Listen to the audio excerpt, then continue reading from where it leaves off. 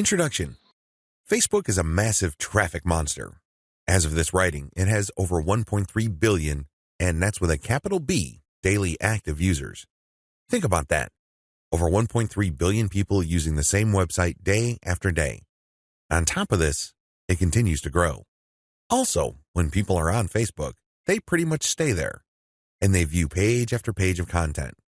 In fact, on a month-to-month basis, as of 2017, Facebook has slightly over 2 billion monthly active users. Of all Americans, 79% use Facebook at some level or another.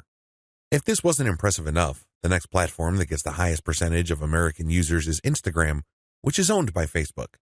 Instagram clocks in at 32% of American usage. Among U.S. residents, 53% reportedly use Facebook several times a day. In terms of the world's total population, more than 22% of people on the planet use Facebook with some level of frequency. The point is, Facebook is a massive traffic monster. You really can't afford to miss out on Facebook and its marketing potential.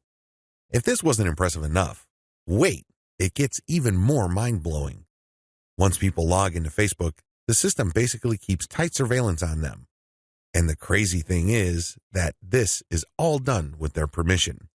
When you sign up for Facebook, there is a user license agreement that you must consent to. Unless you read the fine print, you wouldn't become fully aware that once you sign in, every like, comment, share, as well as pages that you liked and even ads that you clicked will be monitored by Facebook.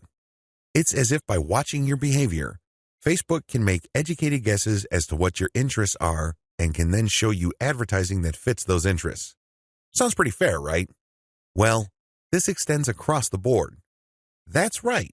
Every group you join, as well as interactions on Messenger, are monitored, tracked, and targeted by Facebook. This is not lightweight targeting, mind you.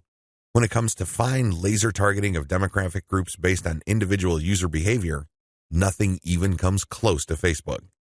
As awesome as these traffic statistics, advertising technologies, and promotion potential may be, I've got some bad news to report. Too many businesses still fail to fully leverage Facebook. This training teaches you the best ways to promote on Facebook. It also gives you step-by-step instructions so you can engage in Facebook marketing with a higher than average chance of success.